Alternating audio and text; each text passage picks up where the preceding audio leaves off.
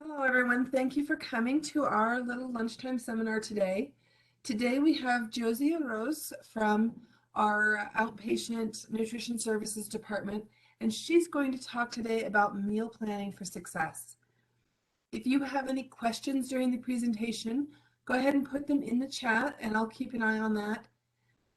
Josie, if it's all right with you, if we have questions that are on topic with what you're talking about in that moment, I'll ask them in the moment. Questions that are about unrelated things we'll save till the end. Does that sound good to you, Josie? Yeah, that's perfect. Thank you. All right, so I will let Josie introduce herself and go ahead with her presentation. Thanks. Hey, thank you. Hello, my name is Josie, and I'm a dietitian, and I work at St. Mark's Hospital in our outpatient metabolic nutrition services center clinic, I guess. And I, my day-to-day job is basically just seeing patients based on referrals from primary care doctors and other specialty physicians and other healthcare professionals for various reasons. So I do a lot of meal planning because we talk a lot about food, and that can be sometimes a big barrier to anything really. Like if they come in and they're maybe a diabetic and they have to start doing a diabetic diet, and so we talk a lot about meal planning. We also talk about meal planning with weight management, of course, and we talk about it with even GI stuff too. So if someone comes in with a GI complaint or like irritable bowel syndrome, for instance, like IBS or celiac or whatever. So I have a lot of experience, and I'm excited to kind of share some tips and tricks to make meal planning more successful, because I think it can be one of those scary big things, and I like to kind of break it down and be like, it does not have to be as scary as I think it is, and it can definitely, I think, hopefully cater to the individuals that we're hoping for. So let's get started. Okay, there we go. I think that's, yeah, okay. So I think the first question is always like, why do we meal plan? What are some of the benefits we get from meal planning, and how can maybe that enhance our life, or maybe even just simplify our life, I think. So I think the first thing is like eating at home is usually obviously like less expensive, depending, and I always say depending on how expensively you grocery shop, and there's definitely more economical ways to do that, but yeah, that can be a great way to save money. And then you have, I think another big reason is like you have more control over what you're eating. And so this is based off like just preference alone. So just like dislikes and likes, and maybe you're a picky eater, or maybe you have some picky eaters in your family or home that you're feeding, and that could be a good reason to eat at home. And then nutrition, like you just have a little over control of like what types of food you're actually putting in your body, and that's particularly true for people that are trying to manage a health condition or problem. You can practice your cooking skills, which is great. And also that can help if you have kids, especially young kids at home. If they're watching you cook, that's going to instill some of those behaviors and skills on them as well. So that can be a good reason. You have more variety potentially, depending, especially if you maybe live in a place where there's maybe limited restaurants. You have a little bit more variety.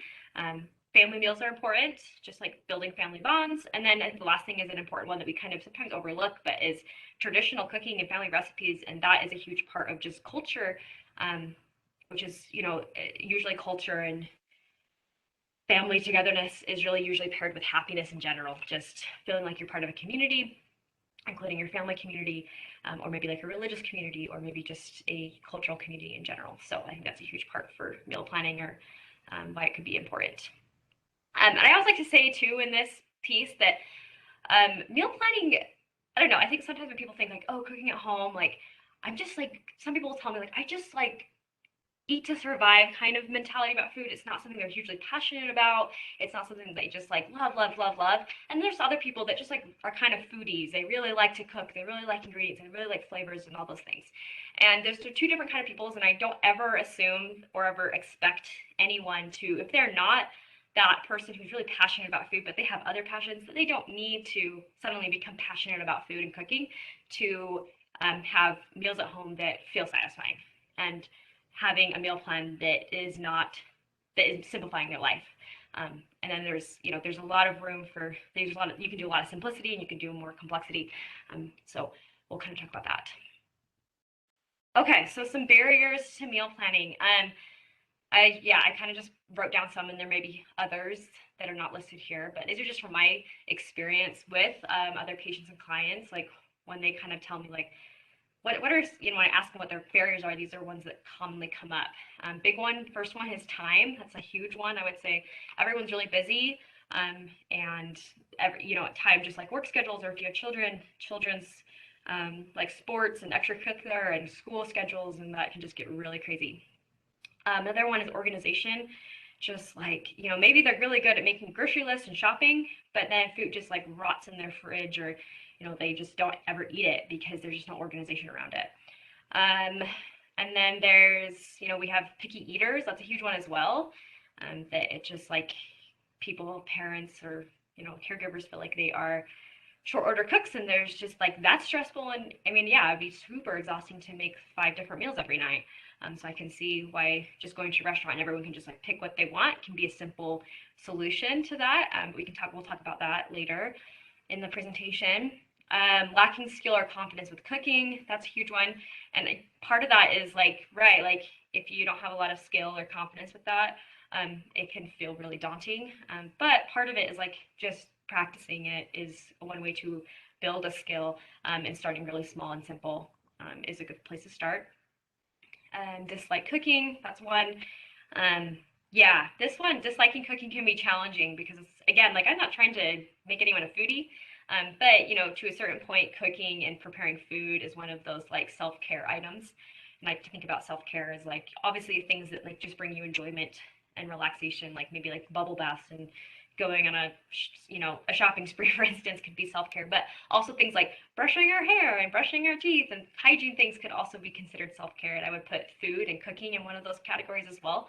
It's like, if you didn't brush your hair for a week, you probably would end up with really, maybe hair that you don't like to live with, or it could be a hygiene concern. Same with cooking. Like if we didn't cook, and that kind of could have long-term consequences. So adding that skill in can be a really great one. Limited kitchen space, so you just kind of live in a small kitchen, that can be difficult. But again, simplifying meal plan could be helpful for that. Don't feel like you don't like being limited by the schedule. I think that's a big one too. Like people just don't like they kind of like to just eat what's like they're feeling they really want to at that moment. And so having like a plan schedule is limiting. And then cleaning up after, that's a big one too. People don't like cleaning up. So that's where, yeah, you can find recipes that are like one pot, so you don't have to do a lot of cleaning up. Or maybe maybe your priority is that, so buying things like vegetables that are pre-chopped, so you don't even have to get a cutting board out. Those types of things can be helpful for making it more simple and less cleanup. Okay, so we're going to talk about simplifying your meal plan, adding variety. We're going to talk about respecting nutrition and satisfaction when we're thinking about what kind of meals we want to eat. And then we'll talk about some barriers, kind of the bigger ones, picky eating and no time. Okay, so simplify meal planning. Yeah, I think the first obvious question really should be like, what is realistic to you and your family? And maybe that's going to be based off like maybe you've already tried some meal planning in the past, and like maybe it's really worked for your family at one point, or maybe it's never worked for your family. And maybe that could be a clue of like what doesn't and what's not realistic. So is like having a planned dinner every single night, 7 days a week, realistic? Maybe you want to start small and just do planned lunches. So having a bunch of lunch foods. Maybe it's only doing planned meals 3 times a week. There's kind of some options there. There's really no right or wrong way to do it. So think first that it's what's going to work is going to work for you and your family. It's what's realistic, or what's the right way. So yeah, starting small is usually where we try to start. I always encourage people, I'll sometimes get a patient who is really wanting to do some meal planning, and they're like, I'm going to do this every day of the week. And I'm like, okay, but you're going from nothing at all to 7 days a week. That seems like a big jump. Let's start smaller than that. And so that's what I always encourage people is let's start really small, 3 times a week, to get a hang of it, and then start building from there. Or even less than that too. Okay, maybe just one meal a week could be a good starting point too for a lot of people. So don't feel overwhelmed. It's easy to feel overwhelmed and then quit. Okay, so there's kind of 2 different main methods for meal planning, and maybe like you have the calendar method is a really popular one, meaning that you are writing down, I guess a calendar method would be you're thinking Monday we're having this meal, and Tuesday we're having this meal, Wednesday we're having this meal, and so forth, right? So it kind of is very strict to a calendar on that day. So there's kind of some pros and cons to that method. So the pro, of course, is that you just think about food really once a week. So if that's kind of what you like to do, and there's people that this works, and I've met those people, and their life is just so much simpler because of it. So it really works, and I have other people that doesn't. So um, so you only have to think about food once a week. Can add structure to your week, so that's a good thing too. Can simplify food prep to a certain point because you might have the ability to like pre-prep. So if you know you're having, like, let's say for example, like, okay, you know you're gonna have tacos on Wednesday night for dinner, and you are having, let's say, spaghetti Tuesday night, so tonight. And so you have to chop some onions for both things, for your spaghetti sauce and also for tacos tomorrow. So you could, in theory, knowing that ahead of time, you could chop all the onions at one time. That's one dish you have to wash, and then you could put it in a baggie or a container, and then all you have to do is throw it in your taco meat the next night, and that can simplify it. So that, but you have to have, like, you have to know ahead of time that you are going to be cooking that meal tomorrow. So that could be a really big pro of a calendar method.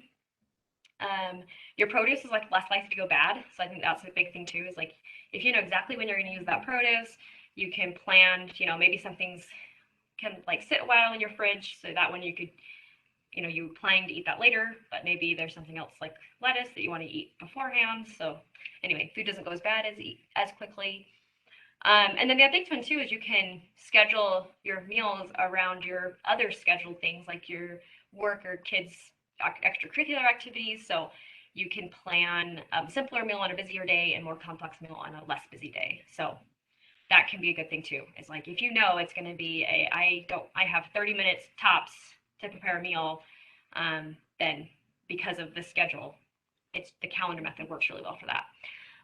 So what could be a potential con is you just don't feel like eating that food on a specific day. So I think that's kind of, if that's a hindrance for you, then maybe a calendar method won't be a good idea. And then plans can change unexpectedly. I think that's a big one too. It's like how many times during our week do things just change unexpectedly, and you have to kind of shift your whole schedule. And so that's how sometimes people's foods will go, if their schedule's really, it's not super, like, it changes a lot, I guess. It's pretty fluid. That's how people can end up like produce and food going bad in the fridge because they plan to use that lettuce tonight, but then something came up, and so now it's sitting in the fridge and they had no plan for it, so it goes bad. So that's maybe why calendar method might not be great. If the rest of your week doesn't have a lot of structure, it doesn't make sense for your meals to have structure either. So you kind of want to match that. So that's a good first starting point when you're trying to decide what kind of meal planning method's good for me, is first looking at like, okay, what is my weekly like schedule like? Is it pretty flexible and it change a lot, or is it like everything else I do, like it's pretty structured? I come home around the same time, I leave around the same time, I have these activities on these days, and I can kind of anticipate what my week's going to be like. A calendar method might work really well. Okay. So another way you could add daily themes, and this is particularly if you're going with a calendar method, is picking, like, assigning a day, and this could be helpful for like just picking recipes, assigning a day a specific theme. And I know that I've met with people, this works really, really well. One person I know, like one cookbook cooking like company, if you will, or cookbook company that does this, or advises this, is, if you've ever heard of the Food Nanny, it's like a local Utah influency type Instagram company. There's some cookbooks as well, and that's what they recommend. The author of that is picking a theme, and so and her cookbooks are like based on that. So like there'll be like a Monday night meal and a Tuesday night meal. So if that works really well for you, I would recommend that book, but the Food Nanny books. But anyway, so picking like Monday, Tuesday, Wednesday, Thursday, Friday, Sunday, Saturday, Sunday theme can be really helpful if you just have a hard time just picking recipes. So those are just some examples of some things that I thought of. And I always encourage people to have just like a, just because everyone's schedules to a certain point are going to be crazy, and having a day of the week where it's just like, let's just get all the leftovers out of the fridge because there might be some leftovers, and that maybe is like just, pizza, restaurant, leftovers, takeout, frozen meals, that kind of thing can be helpful. So that's included on there as a schedule. Also, something I recommend is like Sunday or a weekend night having like a new recipe, especially if your week's really busy, to maybe plan to do a new recipe that you've never made before on a weekend where you might have a little bit more time. Just because usually following a recipe for the first time takes a little bit more time than something you've made or tried and true recipes. And it also, might not work out, and that might mean coming up with a new meal that maybe is, you might burn something, or you might completely miss an ingredient or whatever. So that's why it could be good to do it on a weekend instead of a weeknight when schedules or time's a little bit more constrained. There's also a simplified, like relaxed approach. This is like a non-calendar approach. And this is something that I actually recommend a lot for patients because I feel like the calendar method works for a very specific type of person. So this is kind of the relaxed approach, but it's a non-calendar, where I just encourage people to think of like over a week, and you could do more than 3, but I usually encourage people to think of 3 of each. So 3 proteins, 3 vegetables, and 3 grains per week. That's all you're doing when you're going to the grocery store, and plus all your other maybe stuff you usually get. But like, whatever it is, also on your schedule, on your list. But for just like maybe dinner meals, maybe that's what your goal is. Like, I just want to have food in my fridge or in my pantry so that when I'm, coming home from work or driving home from work, I can start thinking about, okay, what's for dinner tonight? And like, oh, I remember to have that chicken in the fridge, and I have that, salad ingredients or that bagged salad. All I have to do is mix it together. That could be vegetable. I have that in the fridge. Oh, and I have some, maybe some rice in the pantry, or I have that bread that I like, that seedy bread that I have. Maybe I bought some store-bought rolls that we can add to that, or maybe I have some pasta I could cook, that kind of thing. So that's what I encourage, so that you just have food in your pantry and fridge, because I feel like a big barrier for a lot of people that just go and eat out a lot or go through the drive-thru on their way home from work is because they don't have anything in their house, no food, nothing to prepare, nothing to make like a real meal. They just have a bunch of snack foods at home. And so that could be a huge barrier. Like, it would take way more time to go to the grocery store at rush hour and walk through the whole store, wait in line, get your food, take it home, put it all away, and then prepare a meal. Like, it's so much faster in that scenario to go through a drive-through. But if you have everything at home already, it could be faster, and probably likely will be, to go home, take everything out of your fridge, get it. It's already at home. All you have to do is cook it. That could, potentially be much faster than even going out of your way to go to a restaurant and waiting in line and waiting for food and parking and all that. So that time especially is the issue. So it kind of has a solution of, you have just foods to build a meal at home, but it also has a lot of flexibility, and it's really relaxed. So you can kind of mix and match those proteins and vegetables and grains, so you don't have to necessarily think of a meal ahead of time, because that could be also a big barrier to meal planning, is that you're just like, I don't know what to make. I don't have any ideas what to make, but just kind of, you can throw some things together in a plate and call it a meal. That could be a solution to that. It also kind of has to, this is where one of the cons to this approach would be that it doesn't necessarily have a recipe involved usually. So if you don't already kind of have a basic skill level of cooking or preparing these foods, then that could be a barrier, because there really isn't like a method you're following. It's more just like, if you know how to, maybe one of those, let's say one of those proteins is chicken, it's raw chicken. And if you don't really know, if you've never cooked chicken before, that might be a barrier. But let's say that you don't come with a lot of cooking skill. There's other ways to do it. So like, let's say you have one of your proteins you go get is a rotisserie chicken that you just put in your fridge and then you reheat.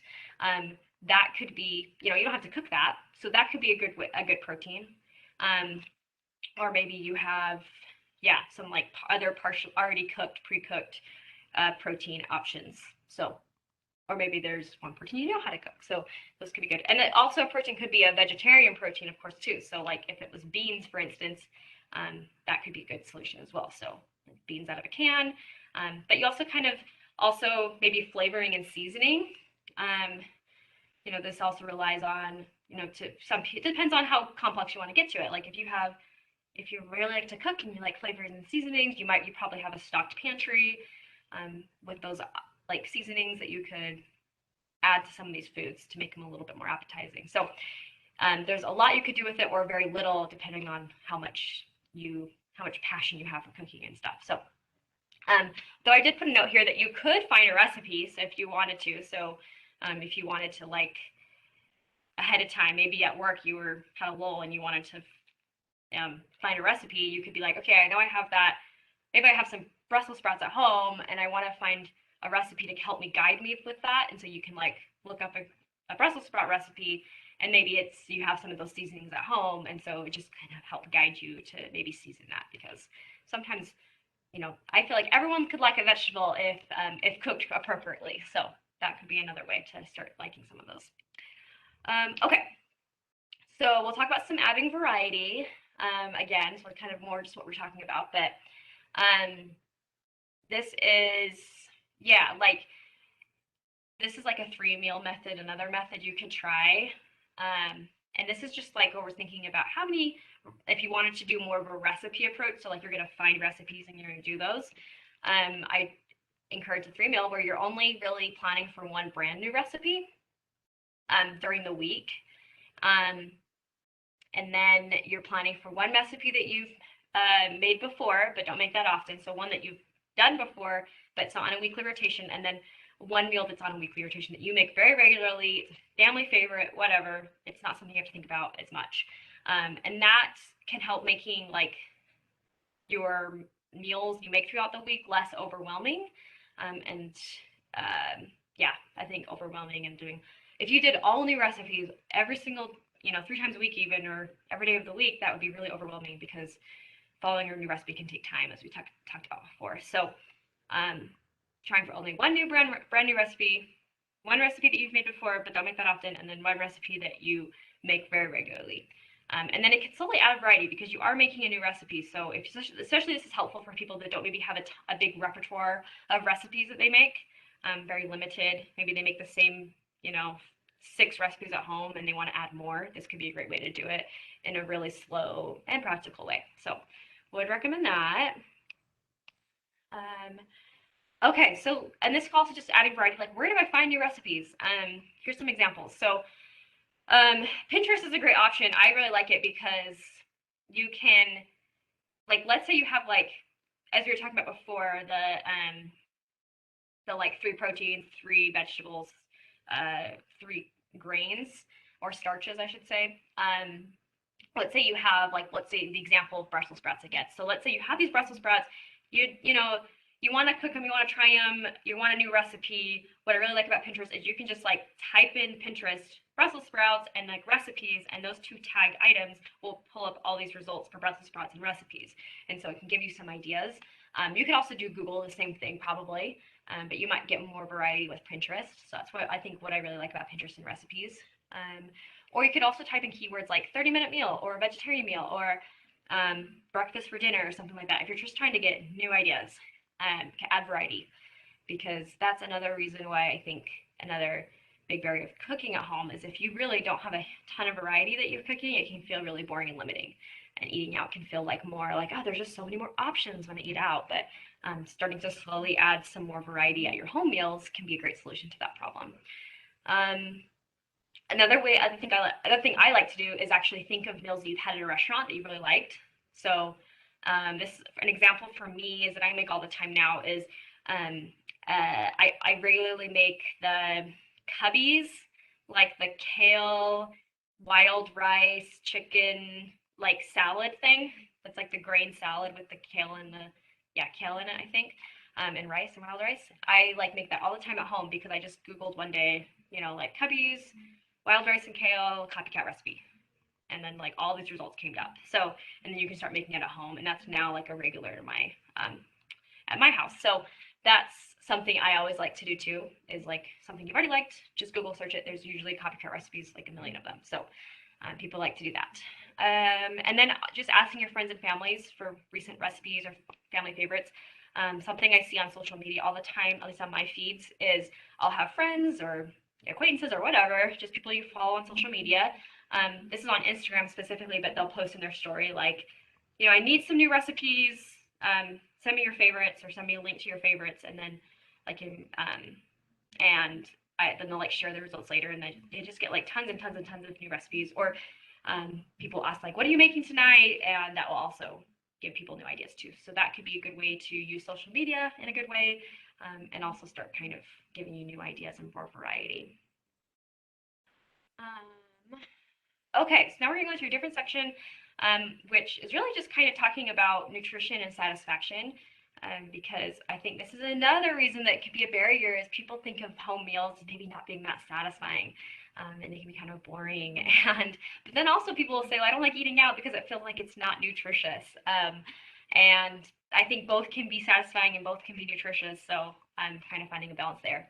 So first off, let's kind of just define what is satisfaction and like what is nutrition, and what are those two things. So satisfaction genuinely is just like foods that you enjoy eating purely and wholesomely just because you like the taste, texture, etc. So it's your motivation for eating it is not necessarily nutrition. That's not the motivation behind that food, that you like it. It's just because it just is enjoyable to eat because of the taste and texture, etc. So it doesn't mean that food is not nourishing. I think that's the difference there. It's like this food could have a ton of nutrients, or not. That's not really the point there. So the difference and then what is nutrition? So foods that more like we'd say like functional foods. So foods that our bodies need to function. So we're talking about like fibers and carbohydrates and fats and proteins. These are foods that our body just needs to function. And so that's kind of why the primary focus of eating those is because like, for example, and I think the next slide has more information on this, but for example, like if we're trying to think of breakfast, breakfast is an important meal just because it gets our day started and also can help us get up and moving and be productive throughout our morning. And if we eat a breakfast that doesn't have a lot of protein, for example, or carbohydrates too, like if we just have a meal that's just carbohydrates, it's probably gonna give us an energy immediately, but not going to last us very long. So it's going to be, mid morning, and we're going to start feeling really hungry and grouchy, and maybe not doing as an effective job. And then protein is, so that's kind of an example of why we want to do like a balance. They're functional, and your motivation is eating them primarily for nourishment and for that functionality, not necessarily for satisfaction. But we want balance. We want our meals to kind of include both satisfaction and nutrition, because if our meals are lacking that satisfaction of taste and texture and we just really like eating this, then we might feel that our meals they're just not going to be very encouraging to eat, if you will. Because I always like to explain that like physical health is important, but that mental health is also just as important. And we are trying to satisfy both. We're trying to keep good mental health and also good physical health, and satisfaction nutrition come into play with those. Okay, so respecting nutrition. So we're talking about that. So all of our bodies, all bodies function on a balance of nutrients. So this is like protein, starches, sugars, fats, and fibers. So proteins, just to kind of simply go over the nutrition of that. So we find protein in meats and fish, poultry, eggs, dairy, nuts, seeds, beans, lentils, soy. So that's especially when we're talking about like for meal planning, finding the 3 proteins, the 3 vegetables, and the 3 like starches or grains. That would be like when we say protein, this kind of any of these types of foods would fit as that protein category. And then starches would be like breads, pastas, rice, potatoes, corn, peas, beans, oats, etc. Sugars would be like fruit, syrups, nectars, honey, sweetened foods. Fibers would be from fruit and vegetables, whole grains, beans, lentils, nuts, and seeds. And then fat would be like come from meats, oils, butters, cheese, milk, nuts, nut butter, seeds, and eggs. So we try to include proteins, sugar, starch, fiber, and fat at each meal. When we talk about balanced meals, that's what I really try to encourage with people is a protein, a starch, and sugar are just as important too. Starches and sugars feed our brain exclusively. So if we are not eating a lot of starches and sugars, we might start feeling like that brain fog issue, that tiredness, like we're falling asleep issue. So especially important for kids and they're going to school in the morning. They need a lot of starches and sugars just to learn to, add things to the brain, which is good. Fiber is important for gut health, keeping us fuller, have a lot of nutrients in it. It's super important for gut health though. And then fats are good for satisfaction and brain health and like cellular health. Like I don't think we emphasize that enough, but our brains need fat. Our brains are, they're fed with sugars and starches, but they're also mostly fat. So we need those that fat for those cellular health and all of their cells in our body as well. And for satisfaction, there's like studies that show that a meal that doesn't include have a fat in it will feel dissatisfying. So it's a biological thing. Okay, so respecting satisfaction. So all of our minds function best when we're not feeling deprived. And a really good way to deprive our brains is to deprive us of foods that feel fun and that are just eaten for fun or eaten for satisfaction. So a way you could include this is like ask yourself, what do I feel like eating today? And it's not meaning that you're just going to eat that. Like let's say you're just like, I really just want French fries. That's really what I want. And it's like, do you want to eat just a meal of French fries? And like kind of we talked about here in the respecting nutrition, like if we just ate a meal of French fries, which is just a starch over here, then we might feel like that meal is not going to last us very long. It also has some fat in it too, but still like doesn't have a lot of protein or fibers. And so it's not going to be a super balanced meal. So, but who's to say those fries, couldn't be that starch part of our meal, but we want to add some other things to it. So like, or let's say like, what if you're thinking like, what just really feels good today is macaroni and cheese. Oh, I have some macaroni and cheese at home, but I also have this chicken, which would be a protein. The mac and cheese could be the starch and the fat, and maybe I want to add a vegetable. Maybe I have a bag of frozen broccoli in my freezer that I could steam in the microwave. Perfect balanced meal that includes kind of that fun food that feels like this is really satisfying, but also add some of those functional foods that will actually feed our body in a way that's going to help us long term. So that's kind of what I encourage people to ask yourself, especially when you're planning your meals, or if you have kids involved too, that is helpful as well. Okay, so putting nutrition and satisfaction together. So yeah, exactly. You first start like, what sounds good to eat? Is there something that you're craving? And then what makes the most practical sense to eat too? So do we have foods that, like, is there something gonna be rotting in our fridge if we don't eat it soon enough? Or do we have leftovers we need to get rid of out of our fridge?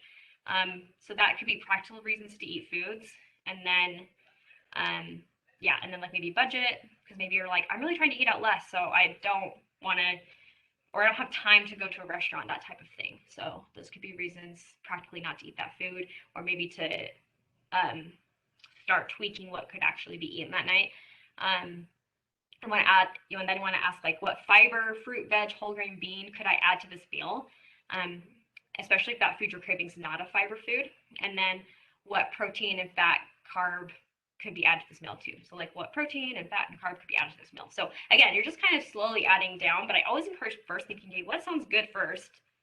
And then, okay, maybe that food is a starch. What other things could I be adding? Or maybe that food is a fiber. Maybe it's a salad. Maybe you haven't had a salad in like a week and you're just like, that sounds so good. That could be a fiber. What kind of protein could I add to that? Do I have some rotisserie chicken left over? Do I have chicken from another meal? Do I have fish from my freezer? What could it be? So maybe there's just beans you could add to that. So that's kind of a way to put nutrition and satisfaction together. We're not just solely going based on satisfaction. We're not solely going on nutrition. We're kind of melding the two. Okay, so let's address some barriers. So picky eating, huge one. So I put in many times here, exposure.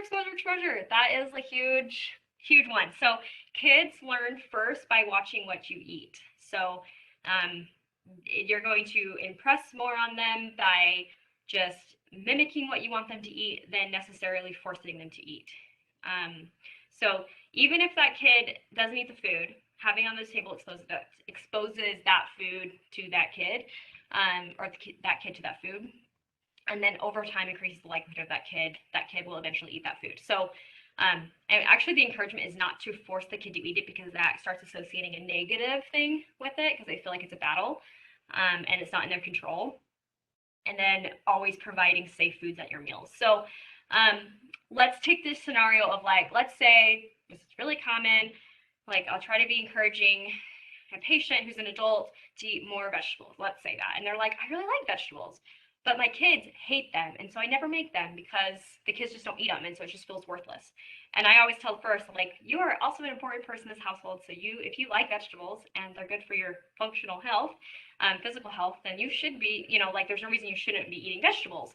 And and then usually I'll be like, do you feel like would you like your kids to eat vegetables? And they say yes, of course. Usually that's the answer.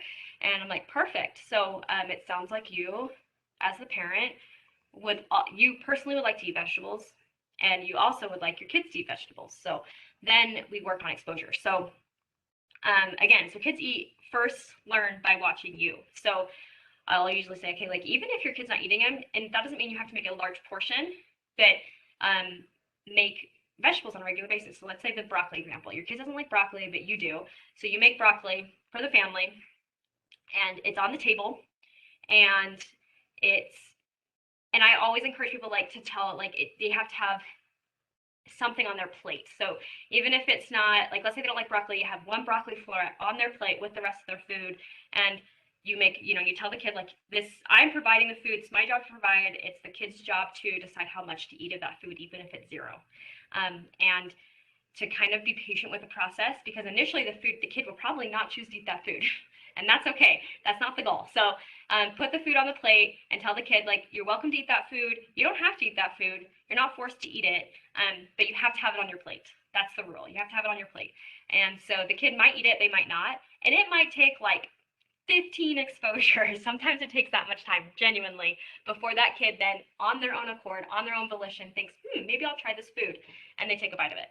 So, and then maybe they like it. And then it feels like their idea. It wasn't something they were forced to eat, and they're more likely to like it. It's a control thing, part of it. Because kids have very little control over most of their life, right, at that stage, or at that age. And so food and eating is one of those pieces of control. So that's kind of a developmental thing, that especially with food and feeding kids. So yeah, that's kind of what I encourage is, instead of being a short order cook, having food that is safe can also be helpful. So, it's probably not going to be a good idea to have all new foods, everything that your kid doesn't like to eat. So always having some sort of safe food in parts of the meal, but also kind of making the hard rule, a family rule, to have those foods that they maybe don't like on their plate, so that it's a exposure, and it's just a constant exposure. I always like to also use the example of, like, the foreign food example. So, like, for instance, like, in other countries, let's use the example of, I don't know, I'm trying to think of, like, maybe like an Asian culture where they eat, let's say like bok choy or something, which they do, maybe some kids here like bok choy, but it's a more of a common food there, and kids are eating it all over the place, right? And so you're like, why, that kid might like that because they see their family eat it all the time. It's a cultural food for them. And if let's say that, like, broccoli here in the United States is a pretty classic American vegetable served at home. And if your kid is never exposed to it as a young kid in their house, they're going to maybe think that food is just as foreign as, like, bok choy is, because it's not something they grew up eating or watching the people they trust and love around them eat. So having exposure to it in your home can be one good way to get your kids to eat those foods. Okay, moving on to another barrier, time, having no time. So we've kind of talked maybe some tips along the way about addressing the barrier of no time, but yeah, if life is really busy, then and, like, it's not always so simple to just, like, reprioritize your priorities or your things in your life. So that's where, like, prepping ahead of time could be a good option. So choosing more, like, slow cooked crock pot type recipes, or, like, slow cook something ahead of time for various recipes. So I'll sometimes use this example of, like, chicken. Like, let's say it's, like, it's a weekend night, evening, and you're just at home hanging with the family or doing whatever, and you just are there.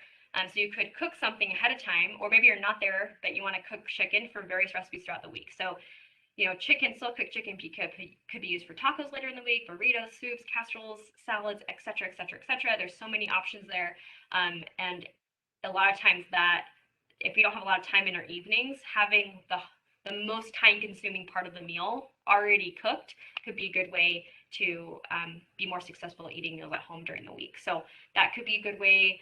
Wash and chop your vegetables ahead of time. So kind of what we talked about the onions a little bit earlier, but being more proactive about that is like, if you have some time in the weekend where you're just kind of at home chilling with the family, or you're already prepping a meal for another meal, chopping all those veggies ahead of time when you have a little bit more time and putting them in baggies. And so then when you are, home, it's, 5:30 at night on a Thursday, and you're just trying to get food on the table for the family or for just yourself, there's those maybe more time consuming parts of chopping the veggies is already done.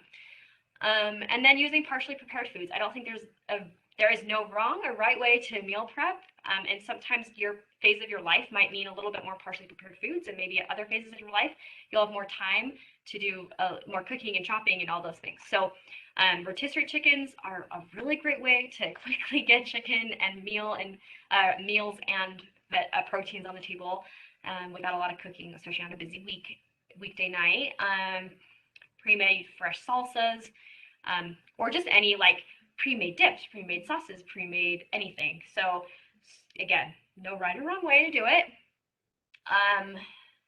Pre-seasoned frozen vegetables. I don't think a lot of people know about these maybe, but you can, at the grocery store in the vegetable section, you can have like, they're just like frozen veggies that are not seasoned and flavored, but then they have ones that are like pre-seasoned, like they have like a seasoning on them. And those can be a really great way to quickly make a meal or a lunch, like a dinner meal or a lunch meal.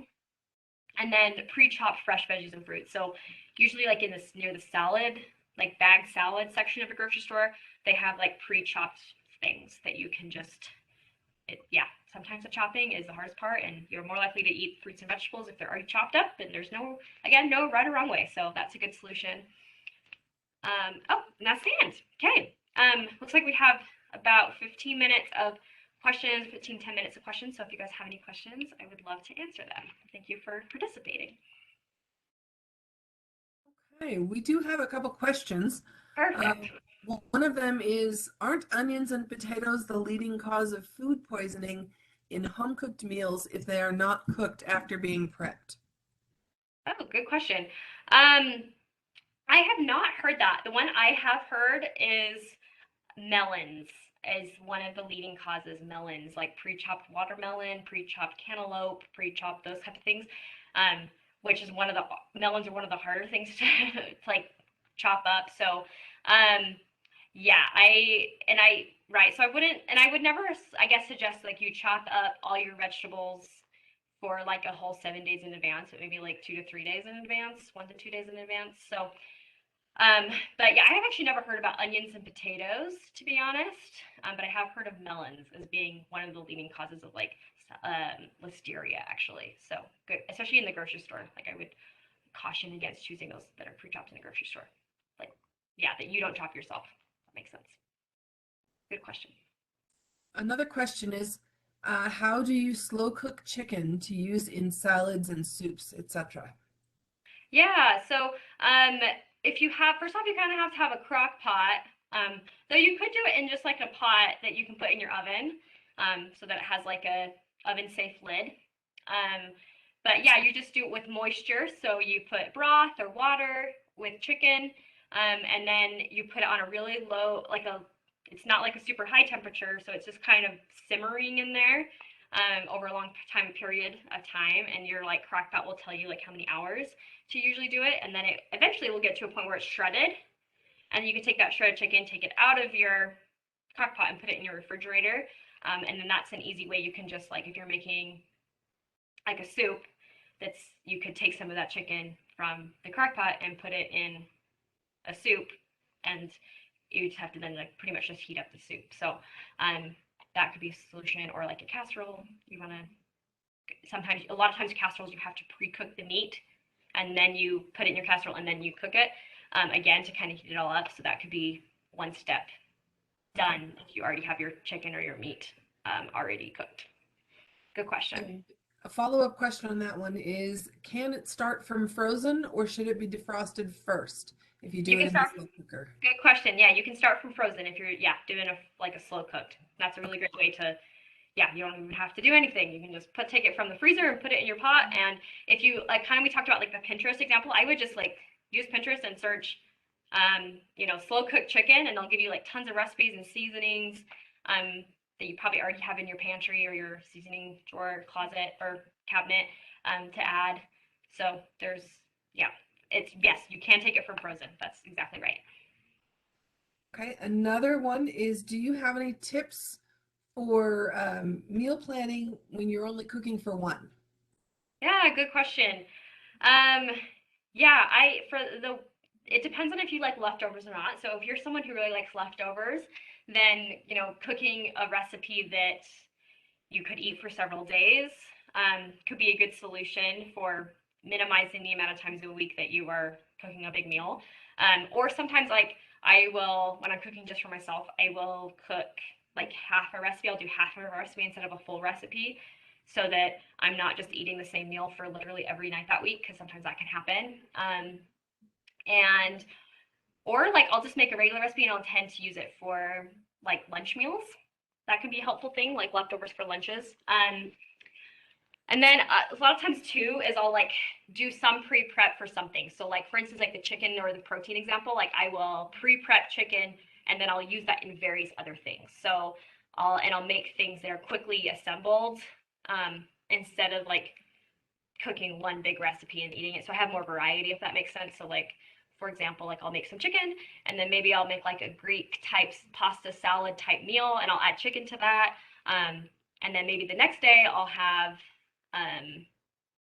like I don't know, like I'll make like a quesadilla with cheese and some veggie, like fajita veggies type stuff, and maybe I'll put some of that chicken inside that quesadilla. So I have that kind of variety. Maybe I'll add it like do another like a taco type recipe. Maybe I have like a chicken salad with just some like lettuce, greens, and some bread on the side. So there's like a lot of that's another solution I do for when I'm just cooking for myself, or when I previously did for when I was single. So um, any other questions? Okay. One is similar to what you were just talking about. Do you have any other suggestions on meals that can be rolled over into each other by transforming leftovers or by using similar ingredients so they can be bought in bulk? Yeah, I mean, I think it depends on like what it is. So, yeah, I think that there's like a lot of like, especially if you, a lot of those protein foods, like if let's say you're having like steak one night, like classic steak, you grill, you could intentionally make more than you are going to eat.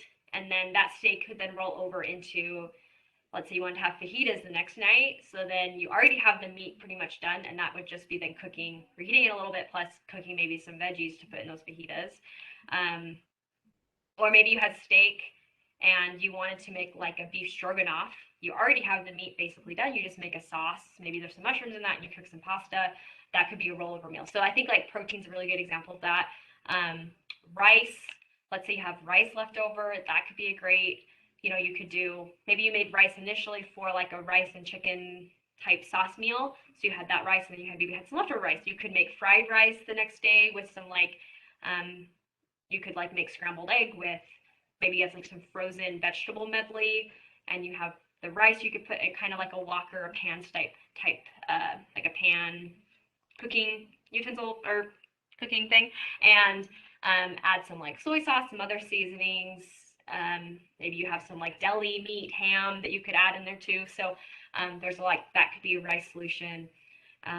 Maybe you're having burritos. You could just put that rice in a burrito, and then maybe some other Mexican style type ingredients you could add to that. So that's a way that you could make a lot and then use for maybe one or two more meals afterwards, depending on how big your family is and how much leftovers you have.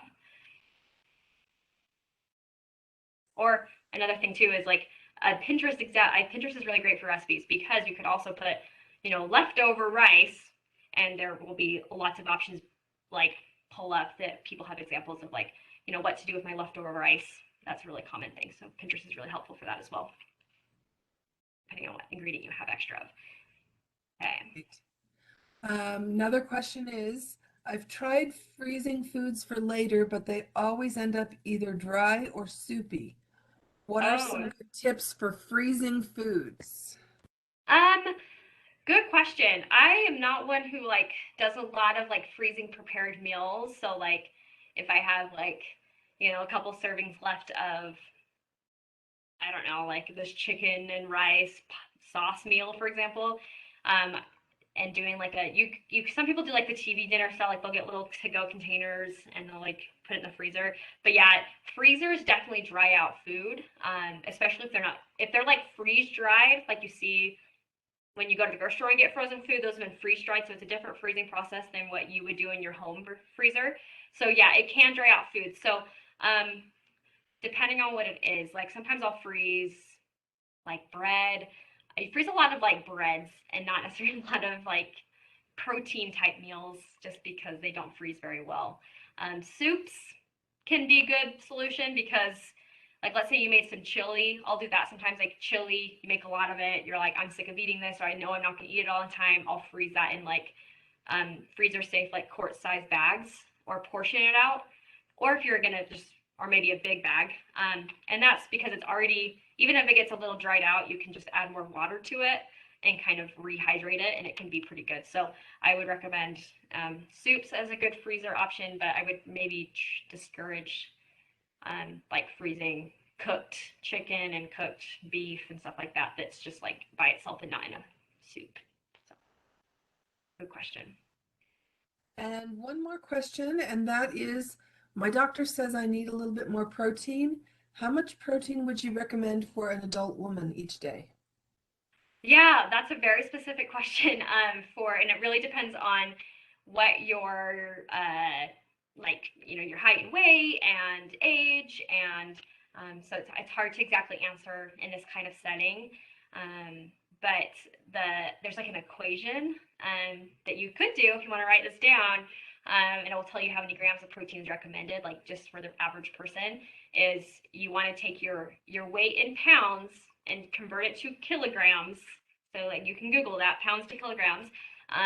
You're gonna take that weight, so now it's in kilograms, and you're gonna times that. So multiply your weight in kilograms times 0.7, 0.7, and that will give you how many grams of protein is recommended for just like the average healthy woman who's not necessarily trying to heal from like a wound or something. So if you're not, yeah, so that's what I would recommend if you want to get more exact.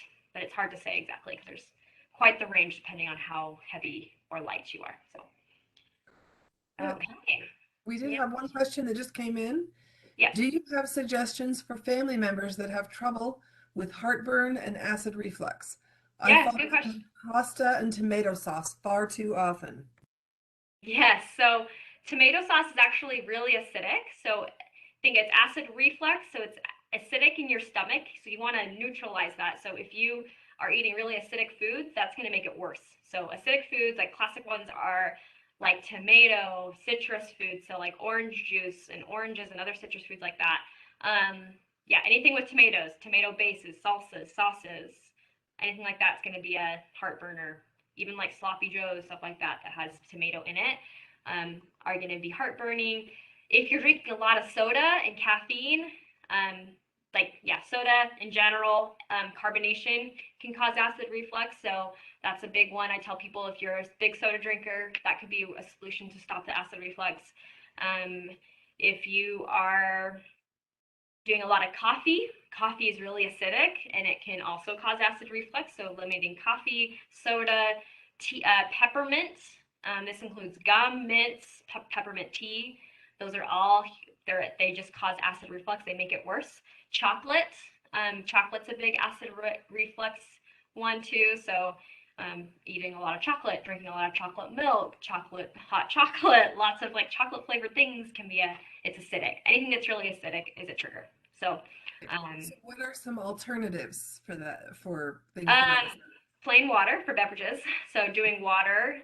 You could do juices that are not like citrus. So like no, orange juice, lime juice, lemonades.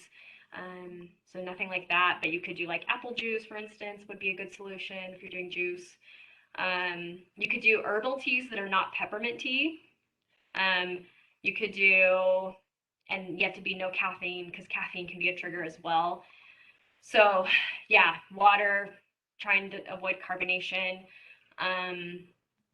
No mints, so yeah, no peppermint. But yeah, like foods, like you could do, yeah, just like no tomato based food. So other types of sauces and or like even like some like milk or dairy based sauces instead of tomato based be a good option. Um, yeah, so it's not usually completely limiting it completely. It's just like meaning no tomato ever. It's just limiting how much and how frequently. Um, and maybe that's really it. It's like maybe if I do just less coffee every day instead of no coffee, that can be helpful too. So All right. I did have one more question come in. We're going to end it after this one. So, do you suggest going shopping every week to ensure you have fresh food in your meals? not necessarily. So like you can definitely utilize like frozen foods as well. So if shopping is not something you want to do every week, that's fine. And yeah, using and going more of like a frozen vegetable route, for example. So that's definitely an option. If you prefer meals that have more fresh foods in them, then I would recommend probably going every week or every 10 days or whatever. So maybe 3 times a month instead of um, maybe once a month or twice a month could be a little bit better. So, or if you don't like go shopping at all, like utilizing those like the Instacart, so you're like they're just even delivering it to your door, or you just go like the online shopping and you just drive to the store and park and they bring it to your car, so it kind of reduces that going to the grocery store, and that could be a good solution as well. So yeah. Hey, thank you so much, So great. everyone. Yeah. Thank you, Josie, for coming and answering everyone's questions and talking about a very helpful topic. So, thank you so much. Perfect. Okay, thank you very much. Everyone have a great day. You too. Thank you.